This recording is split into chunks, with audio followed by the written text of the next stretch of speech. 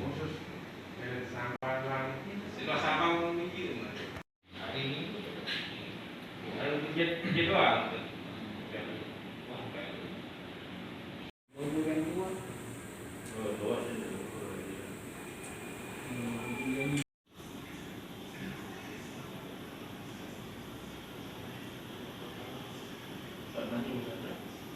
Kedua Musa dan izin ke Rombak Timur. Jam 11.20.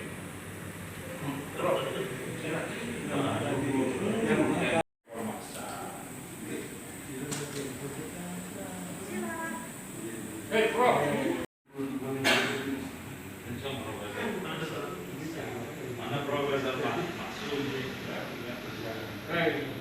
Sehat. Harusnya mulai dari Tono de warung ini tetap jadi langsung pembahasan apa? Yang di kamar itu bukan kita. Mana saat itu Mau besar itu. Kalau mau Amerika baru Saya kira kita yang bergerak menjadi yang bergerak. 21-22. Kepada Ustazah Mahmudah Munadin kami persilakan.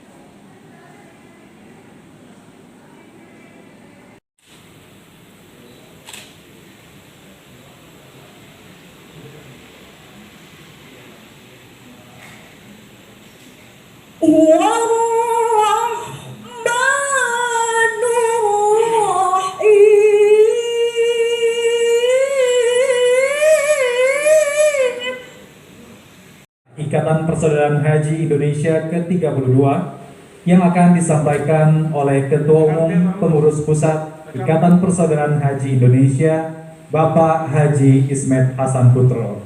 Kepada Bapak Haji Ismet Hasan Putro kami persilakan.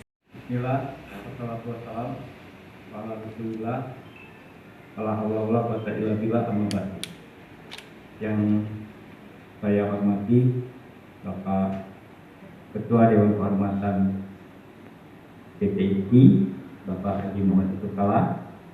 Yang saya hormati Ketua Dewan Pembina DPIPI, Bapak Profesor Dr. Haji Muhajir Effendi. Yang saya hormati Wakil Ketua Dewan Penasihat DPIPI, Bapak Jainud beserta rombongan. Yang saya hormati para tokoh alim ulama yang hadir pada kesempatan pagi hari ini. Yang saya hormati seluruh ketua pengurus wilayah IPI dari seluruh Indonesia.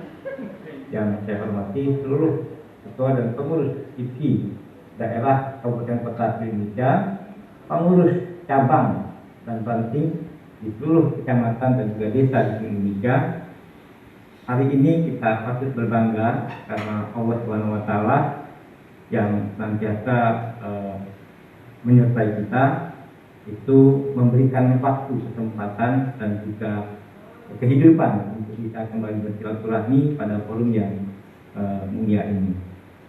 Puji dan syukur tentu kita wajib panjatkan pada Allah SWT atas karenanya lah kita pada hari ini bisa kembali menjejaki jalan sejarah IPI yang sudah berdiri selama 32 tahun. Untuk kita panjatkan dan kita harapkan dari junjungan kita sampai kelak di akhir zaman. Bapak Ibu sekalian, para hadirin yang saya muliakan, IPI hari ini tak terasa sudah 32 tahun sebagai perkumpulan para alumni haji dan juga calon jamaah haji. Ini merupakan jejak sejarah yang tentu punya banyak sekali catatan panjangnya. Tentu telah banyak kontribusi yang diberikan untuk kehidupan umat dan kebangsaan kita. Dan kita menyadari sebagai perkumpulan haji IPI tentu berbeda dari komunitas ormas yang lainnya. Walaupun dalam batang tubuh IPI itu punya keragaman. Karena di IPI praktis Pak Denut tidak ada dari NU, tidak ada dari Muhammadiyah, tidak ada dari Baptis, semua melebur menjadi alumni haji. Walaupun semuanya mereka tumbuh besar dan hadir dalam komunitas perkumpulan IPI ini adalah dari NU, dari Muhammadiyah, dan juga dari Baptis, serta dari lainnya.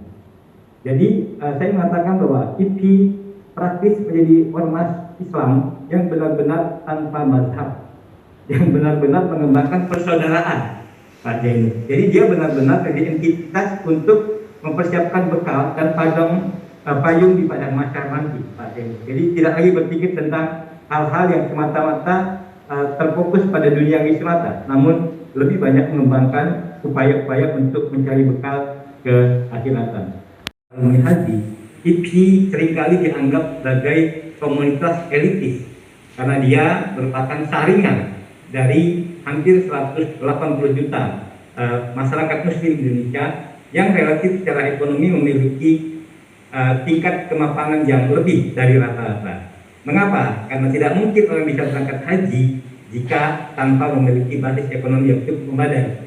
Bahwa kemudian realitas sosial kita menampakkan berangkat haji bisa melalui dengan menjual sawah, menjual rumah, itu soal titipan yang memang harus dimanfaatkan. Jadi bukan menghabiskan aset kehidupan duniawi. Itu adalah sekedar akumulatif dari aset duniawi untuk dimanfaatkan pada bekal akhirat. Karena ujung hidup kita adalah ke sana. Jadi Bapak Ibu sekalian, janganlah menyayangi harta duniawi kalau belum memiliki bekal untuk akhirat. Bekal akhirat itu salah satu adalah rukun Islam yang kelima, menunaikan ibadah haji. Hanya memang saya mengatakan dalam konteks Indonesia hari-hari ini kita mengalami kepiluan. Mengapa? Karena sejak bulan tahun ini hampir 450.000 jamaah haji yang terhambat untuk menunaikan ibadah haji karena faktor pandemi. Namun ini tidak hanya dialami oleh Indonesia, juga oleh seluruh dunia, seluruh umat muslim seluruh dunia. Dan ini juga bukan maunya kerajaan Saudi Arabia, karena memang ini realitas faktualnya seperti inilah yang terjadi. Hampir 2 tahun puluhan juta bahkan jamaah calon haji dari seluruh dunia tidak bisa diberangkatkan, kecuali warga tertentu yang kebetulan masih ada di Saudi Arabia. Bapak Ibu sekalian, kita hari-hari ini juga menghadapi kenyataan bahwa ada berbagai beban biaya kenaikan dari kehidupan yang memang teralami oleh seluruh dunia. Saya hari-hari ini sering ditanya oleh beberapa wartawan, mengapa pemerintah harus menaikkan biaya keberangkatan haji. Saya selalu berargumentasi pertama bahwa ada 3 faktor. Faktor pertama itu realitas yang tidak bisa dihindari. Pertama karena inflasi. Yang kedua karena memang harga-harga relatif setiap tahun pasti ada kenaikan. Yang ketiga, faktor yang terbesar dari kenaikan itu bisa jadi karena kebijakan kerajaan Saudi Arabia. Misalkan saja kewajiban untuk ada prokes, ya kan, ada berbagai ketentuan-ketentuan yang terkait dengan implikasi negatif dari COVID-19 yang terjadi tidak hanya di Indonesia, di Saudi, namun juga di seluruh dunia.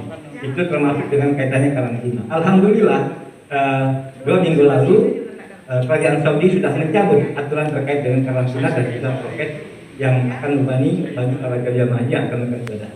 Hari-hari ini bahkan kita setiap hari dari beberapa wilayah Indonesia, para travel sudah memberangkatkan para jamaah umroh ke dari seluruh daerah yang kita menyadari bahwa tata kelola haji memang tidak bisa semata-mata bergantung pada pemerintah, karena pemerintah dalam konteks ini dan agama juga punya banyak keterbatasan. Pemerintah telah menyepakati untuk mengalihkan sebagian tanggung jawab terkait dengan perjalanan haji reguler itu kepada BPKH. Namun kita ingin mengingatkan kepada BPKH agar dana yang dimiliki oleh calon jamaah haji yang dikelola oleh BPKH harus prudent, harus tetap menjadi pertimbangan utamanya demi kepentingan para jamaah. Saya sebagai ketua umum IPHI banyak diminta oleh para calon jamaah haji agar menjaga amanah di dalam mengelola dana haji. Jangan sampai dana haji tergadaikan untuk kepentingan di luar kepentingan haji. Kepentingan haji itu ada 3, Bapak Ibu sekalian. Di sini kebetulan ada Wakil Ketua Dewan Penasihat dan juga Wakil Menteri Agama. Sebagai Ketua IPHI, saya ingin mengingatkan semua pihak. Dana pengelolaan haji itu harus digunakan untuk kepentingan haji. Pertama, untuk biaya living cost, yaitu hotel, penginapan selama di Saudi Arabia. Kedua, terkait dengan pesawat keberangkatan. Ketiga, terkait dengan makan. Itu 3 kebutuhan pokok para jamaah haji. Jadi investasi yang dilakukan oleh BPKH hendaknya terkait dengan 3 sektor itu. Jangan digunakan investasinya untuk kepentingan di luar kepentingan haji. Karena jika ada resiko yang akan menanggung adalah para calon jamaah haji.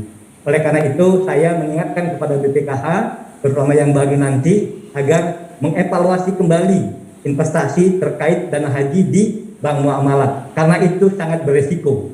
Itu menimbulkan banyak tanya di kalangan umat, di kalangan para calon jamaah haji. Bagaimana dana kami jika ada masalah dengan bank muamalat? Karena apa?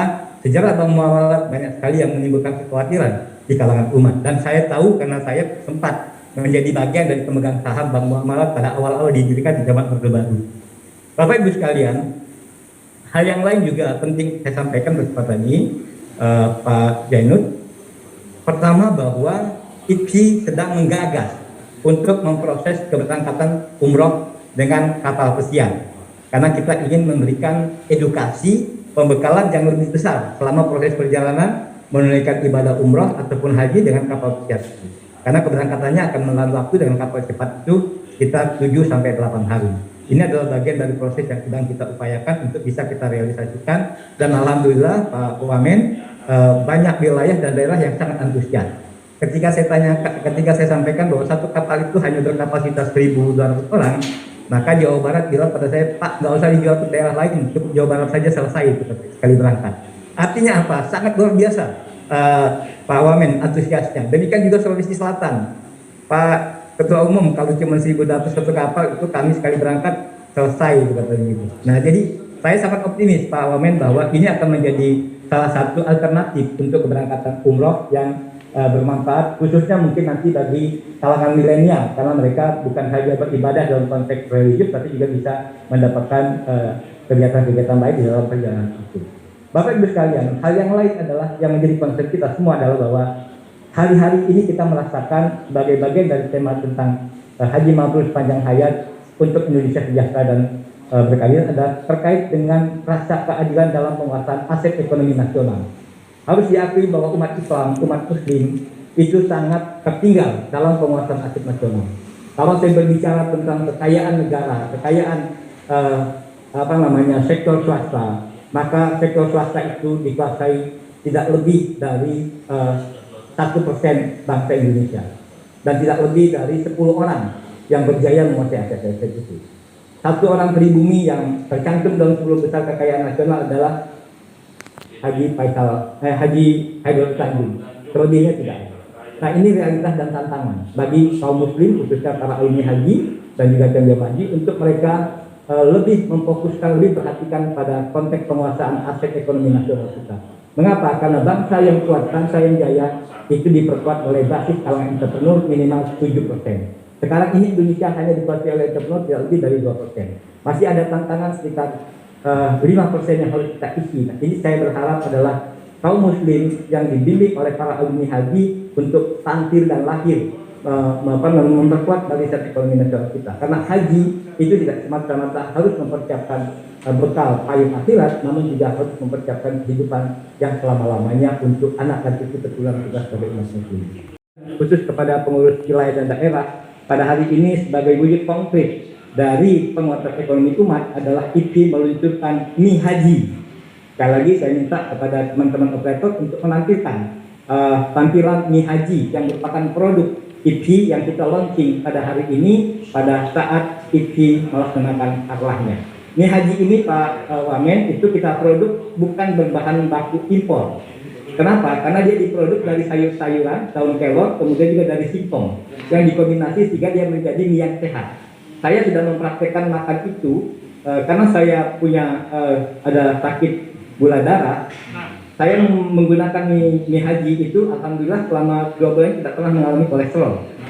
Jadi ini merupakan produk yang sehat untuk para alumni haji karena dia mie sehat dan tidak mengandung terigu yang memang seringkali menjadi faktor kenaikan darah seorang yang mengalami penyakit tertentu. Bapak Ibu sekalian, khusus kepada Wakil Ketua Dewan Penasihat IPSI Bapak Haji Jainud, saya ingin menyampaikan pada kesempatan ini, kami juga hari ini sebagai wujud komitmen kebersamaan sebagai bangsa itu adalah membagi 32.000 paket yang kita berikan kepada anak yatim piatu kalangan duafa dan keluarga yang terdampak stunting.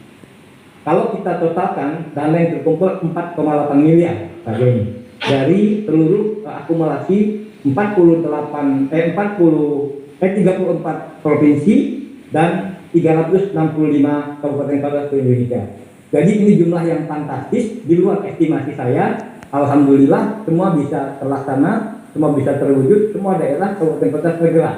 Jadi saya ingin sampaikan kepada Pak Wenak bahwa umat kita ini kalau digerakkan untuk kebutuhan, untuk kegiatan yang bersifat berbagi kepada sesama umat, itu sangat luar biasa antusiasmenya. Ini benar-benar menjadi pembelajaran untuk kita semua bahwa umat muslim merupakan umat yang sangat toleran, sangat mudah untuk digerakkan bagi membantu sesama saudara, sesama muslim. Bapak Ibu sekalian, hal yang lain pada kesempatan ini ingin sampaikan kepada seluruh jajaran PW, pengurus wilayah, pengurus daerah.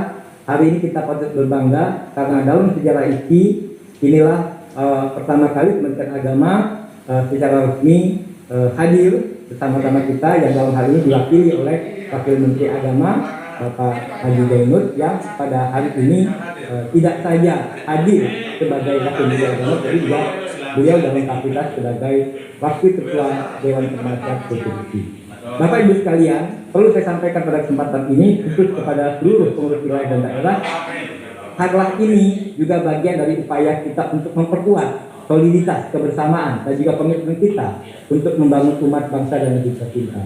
Dan ini akan menjadi bagian dari semangat lagu himne IKI yang selalu mencanangkan untuk berbakti pada nusa dan bangsa. Bapak Ibu sekalian, itu harapan saya pada kesempatan ini. Itulah yang ke depan ini harus menjadi panduan dan pegangan kita di dalam mengelola IKI sebagai amanah umat untuk senantiasa menjadi kekuatan memberikan kontribusi yang konstruktif untuk kehidupan bangsa dan negara kita.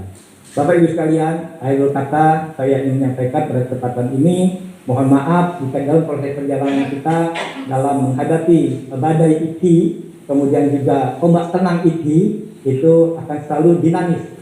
Saya mengatakan bahwa setiap tantangan, setiap masalah yang kita hadapi pasti ada mentari pagi yang akan tampak indah untuk kita capai. Dan saya percaya betul bahwa setelah hari ini kita menghadapi berbagai gelombang tantangan, IKI akan semakin matang. Para pengurus akan semakin kuat soliditasnya. Alhamdulillah Pak Wamenak, sampai hari ini meskipun ada godaan, ada tantangan, bahkan teror berupa fitnah dan juga kebohongan yang disebarkan, IKI masih tetap solid dengan 34 wilayah dan tetap kuat bersama 65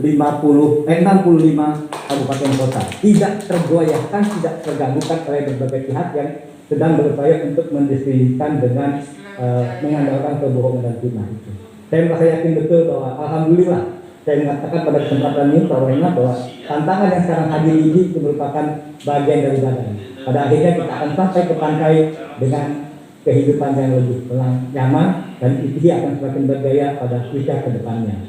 Saya kira itu dari saya, dan sekali lagi selamat harlah kepada seluruh keluarga besar IKI, dan terima kasih atas perhatian pemerintah Republik Indonesia yang hari ini diwakili oleh Kementerian Agama yang menghadirkan Bapak Wakil Menteri Agama. Dan hari ini juga kita bersyukur karena tampak di layar ada beberapa ketua IKI, ada Pak Erijal, Gubernur Bangka Belitung yang ketua IKI Babel, kemudian juga ada Pak Mahyildi, Ketua IKI Sumatera Barat, kemudian juga Pak Emil, ada Ibu Kopah juga dari Jawa Timur yang merupakan Ketua Dewan Pembina, Pak Rian Norsan, Wakil Gubernur Kalimantan Barat, juga Pak Ijek dari Wakil Gubernur Sumatera Utara, semua hadir berpartisipasi di dalam harlah pada hari ini. Ini merupakan satu hal yang luar biasa bagi IKI karena kita berkumpul bersama untuk menyemangati untuk terus menjaga spirit Haji Mabrur sepanjang hayat. Akhirnya Allah muwaffiq ila muthoriq, wabillahi taufiq wal hidayah. Wassalamualaikum warahmatullahi wabarakatuh.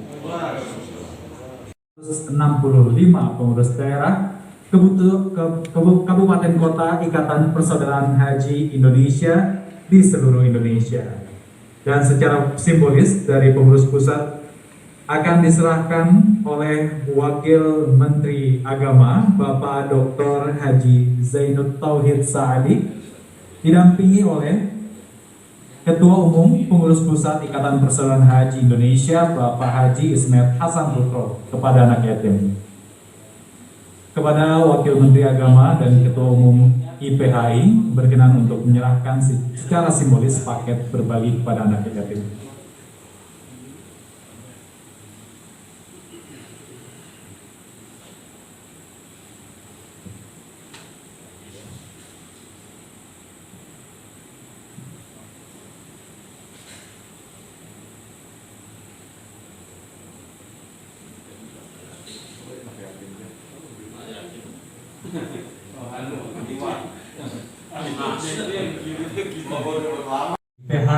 IPHI Bangka Belitung diserahkan oleh Ketua Pengurus Wilayah IPHI Bangka Belitung yang saat ini menjabat sebagai Gubernur Bangka Belitung, Bapak Dr. Haji Erzaldi Rosman Johan.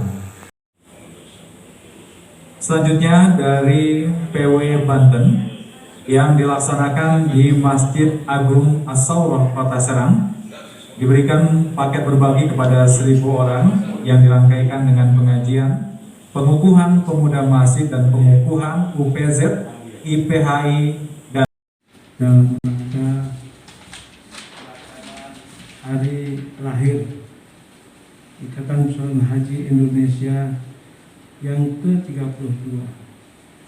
Jatuhnya persis pada hari ini, hari Selasa, tanggal 22 Maret 2022, bertepatan dengan tanggal 19 Sya'ban 1443 Hijriah. Dan insya Allah kita akan perlu kami maklumkan tema yang diambil pada peringatan ini adalah khusus untuk pengurus wilayah. Hari ini mengundang dan menghadirkan saudara-saudara kita yang insya Allah akan diberikan santunan langsung oleh Pak Ketua. Kemudian yang kedua, untuk seluruh pengurus daerah di daerah masing-masing akan melaksanakan hal yang sama untuk di wilayah dan daerah masing-masing. Bapak Ibu yang kami hormati, yang maklumkan bahwa sesuai dengan rincian data yatim piatu dan duafa dalam rangka harlah Hijri yang ke-32 ini, kami telah mengundang dan membantu bantuan itu dalam Empos. Yang ketiga, Yayasan Darul Mutakin Nahdlatul Wathon, jumlah seluruhnya 200 orang. Dan yang keempat adalah Kabupaten Lombok Utara. Yang pertama, LKSA Zatul Muhsinin Nahdlatul Wathon Diniyah Islamiyah. Yang kedua, Istiqomah Darul Falah. Yang ketiga, Mazratul Akhirah. Yang keempat, Pondok Pesantren Nurul Yakin Malaka. Dan yang terakhir, Pondok Pesantren As-Sa'diyah Sigah Kendari. Jumlah seluruhnya 332 orang. Total keseluruhannya berjumlah 1.000 orang yang akan diserahkan pada hari ini. Pak Ketua, Bapak Ibu yang kami hadiri, berikut ini kita dengarkan dua patah kata dan dilanjutkan dengan penyerahan bantuan oleh Pak Ketua. Yang kami muliakan Bapak Indonesia. Warahmatullahi wabarakatuh. Alhamdulillah, syukurillah, salatu wassalamu memperingati ulang tahun ke-32 ini secara terpusat. Ini menandai bangkitnya kembali aktivitas kita setelah sekian lama kita tiarap, karena tidak boleh bertemu, tidak boleh bergerombol, tidak boleh katakanlah bersilaturahmi dalam suasana yang tidak sesuai dengan aturan yang ditentukan untuk COVID-19. Hari ini kita mulai, dan oleh karena itu hari santunan ini mari kita jadikan sebagai awal bangkitnya kembali aktivitas kita IPHI Provinsi Nusa Tenggara Barat ini. Insya Allah pada Ramadan yang akan datang, pengurus IPHI akan bersilaturahim ke seluruh pengurus daerah IPHI se-Provinsi NTB. Kunjungan ini diharapkan kembali dapat membangkitkan semangat kawan-kawan kita di daerah yang belum beraktivitas secara baik. Ada pengurus daerah yang pengurusnya belum lengkap, sampai sekarang ini belum dikukuhkan. Ada pengurus daerah yang sudah dikukuhkan tetapi tidak punya aktivitas. Ada pengurus daerah seperti Lombok Barat, Mataram, KLU, Lombok Timur, yang lain-lain yang sudah beraktivitas secara penuh, tetapi aktivitas hajinya malah belum terlaksana dengan baik karena situasi belum memungkinkan untuk itu. Oleh karena itu kita bersyukur masyarakat kita sudah mulai melaksanakan umroh, dan mudah-mudahan haji pada tahun ini juga bisa terlaksana dengan baik. Untuk itu mari kita bersiap-siap, pengurus IPHI Provinsi, pengurus IPHI Kabupaten Kota, untuk memfasilitasi jamaah umroh kita, baik yang sebelum berangkat maupun pasca berangkatnya, dalam rangka memelihara haji mabrur sepanjang hayat sebagaimana tagline yang kita miliki di pengurus IPHI ini. Pasca Ramadan nanti, setelah seluruh aktivitas pengurus daerah mulai bergerak dan bangkit, maka kita akan melaksanakan musyawarah daerah. Ulangi, rapat kerja daerah. Rapat kerja daerah yang kedua, kalau tidak salah, karena selama ini kita baru melaksanakan rapat kerja hanya sekali. Setelah itu Ramadan berlalu, pasca Ramadan kita akan melaksanakan rapat kerja daerah. Akan menghadirkan seluruh pengurus daerah IPHI se-Provinsi Nusa Tenggara Barat untuk membahas aktivitas kita ke depan seperti apa tahun-tahun berikutnya ini.